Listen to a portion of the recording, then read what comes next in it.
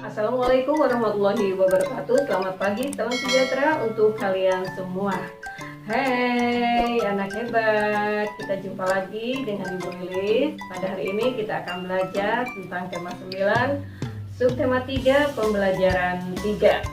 Nah, sebelum belajar, kalian siapkan dulu buku dan alat tulisnya, dan kita berdoa bersama.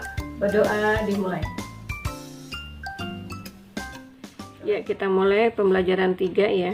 Di sini akan menjelaskan tentang seorang yang bernama Buzz Aldrin ya. Ia adalah yang menggali informasi atau disebut juga panggilnya Edwin ya. Ini adalah dia lahir di Amerika Serikat pada tanggal 20 Januari 1930. Awalnya dia hanya seorang mekanik yang pandai memperbaiki mesin, tetapi sekarang ia dikenal sebagai seseorang yang mampu merancang dan memperbaiki mesin dan dapat menerbangkan pesawat dan pernah menginjakan kakinya di bulan. Nah, sebelum ia menjadi astronot, Buzz juga merupakan seorang tentara angkatan udara di Amerika Serikat. Buzz mendapatkan gelar ya, yaitu dokter. Ia pun terpilih sebagai NASA dan menjadi astronot di kelompok terbang yang ketiga. Nah, di sini nanti bagaimana cara para astronot menuju ke bulan dari bumi, yaitu dengan menaiki alat transportasi berupa pesawat luar angkasa atau pesawat ulang-alik. Kemudian bagaimana sikap dan nilai seperti apa yang dimiliki Buzz sehingga ia menjadi salah satu orang yang mendarat di bulan, yaitu dia disiplin, tanggung jawab, kemudian pekerja keras, pantang menyerah, dan percaya diri. Nah, di sini apakah masih ada pertanyaan yang berkaitan dengan bacaan di atas ya? Nanti silakan kalian cari ya pertanyaan yang lainnya. Ada yang disebut dengan transportasi darat sebelum modernisasi ya, yaitu tenaga penggeraknya biasanya adalah tenaga manusia atau tenaga hewan. Kemudian fungsinya yaitu sebagai alat transportasi ya. Nah, di sini juga ada bacaan ya,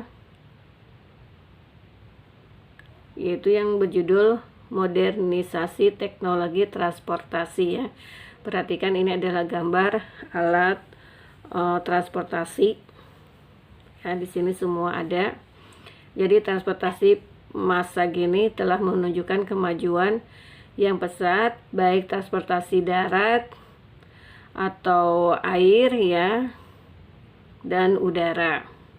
Jadi semakin lengkap dan baik. Sarana transportasi ini berupa alat angkutan seperti sepeda motor, mobil, kereta api, kapal, dan pesawat terbang. Prasarana transportasi adalah penunjang kelancaran pengangkutan antara lain jalan jembatan, kemudian terminal, stasiun, lapangan terbang, dan pelabuhan. Jadi transportasi atau angkutan pada masa lalu awalnya menggunakan tenaga manusia. Contohnya dengan cara dipikul, kemudian digendong atau didorong. Lalu berkembang menggunakan tenaga hewan seperti kuda, keledai, dan gajah. Jadi alat transportasinya sederhana, baik itu transportasi darat maupun transportasi air. Nah, alat transportasi darat semula menggunakan tenaga manusia seperti sepeda, becak, gerobak dorong, kemudian berkembang menggunakan tenaga hewan seperti pendati ditarik sapi, delman ditarik kuda, dan sebagainya ya.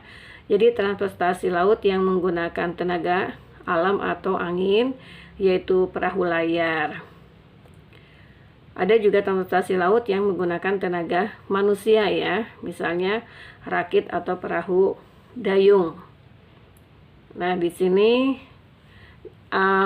transportasi darat ya, yaitu alat transportasi tradisional umumnya tidak bermesin. Contohnya antara lain sepeda, becak, Nah, ini gambarnya ya. Ini sebagai alat angkut barang dan penunjang, sedangkan gerobak digunakan untuk alat angkut barang. Alat angkut darat transportasi pada umumnya hanya melayani pengangkutan jarak dekat saja. Nah, alat angkutan darat modern pada umumnya menggunakan mesin dengan kekuatan dan kemampuan yang berbeda-beda. Jadi alat transportasi modern terdiri atas kendaraan penumpang dan kendaraan angkutan barang. Nah, jadi alat angkutan darat modern dapat melayani pengangkutan para dekat maupun jarak jauh seperti antar kota, antar provinsi, kemudian perusahaan negara yang melayani angkutan darat ya, yaitu misalnya PT Damri atau KAI ya. Nah, di sini nanti ada tabel yang perlu kalian isi ya, yaitu ada contohnya tenaga penggerak, kemudian transportasi darat sebelum modernisasi dan transport darat setelah modernisasi ya. Nanti kalian bisa isi contohnya saja. Di sini tenaga penggeraknya manusia ya atau hewan. Kemudian di sini sebagai alat transportasi ya. Dan juga di sini, nah ini ya, di transportasi setelah modernisasinya adalah mesin, kemudian alat transportasi. Nah, sini nanti kalian jawab ya, fungsinya untuk apa, kemudian contoh gambarnya apa. Nah, di sini ada peta ya, yaitu di sini dampak modernisasi terhadap sistem transportasi darat. Yang pertama adalah dampak positif terhadap kehidupan masyarakatnya. Bagaimana? Di sini contohnya memudahkan mobilitas barang dan orang, kemudian membuat makin murahnya biaya transportasi umum ya, dan mampu mempersingkat waktu. Kemudian ada juga dampak positif terhadap lingkungannya. Nah, ini contohnya lingkungan lebih tertata, terutama lingkungan buatan ya. Kemudian integrasi makin intensif, yaitu di lingkungan sosial ya. Kemudian dampak negatif terhadap kehidupan masyarakatnya, misalnya saja menimbulkan perilaku konsumtif, kemudian menimbulkan ketergantungan atau meningkatkan angka kecelakaan lalu lintas. Kemudian ada dampak negatif terhadap lingkungan, yaitu misalnya menyebabkan polusi udara atau menyebabkan kemacetan atau minyak bumi menjadi berkurang ya atau langka. Nah, di sini nanti kalian buat kesimpulannya, silakan diisi kesimpulan dari bacaan tersebut ya. Jadi salah satu keuntungan meningkatkan teknologi di bidang transportasi adalah memudahkan mobilisasi barang dan orang. Nah, ini ya. Nah, di sini ada bacaan wisata batik Trusmi ya. Silakan nanti kalian baca apa isi dari bacaan tersebut, kalian pahami ya. Nah, ini bacaannya, kalian baca sampai selesai. Nah, ini nanti setelah kalian baca, kalian bisa ceritakan kembali ya apa yang kalian baca tersebut. Kemudian juga nanti di sini kalian bisa tulis judulnya apa, kemudian pengarangnya siapa, dan di paragraf pertama ya apa ini, kemudian di tengah dan di akhirnya Silakan kalian kerjakan. Nih, nanti kalian juga tulis pengalaman peristiwa ya pada diagram ini yang pernah kamu alami. Nah, ini ya.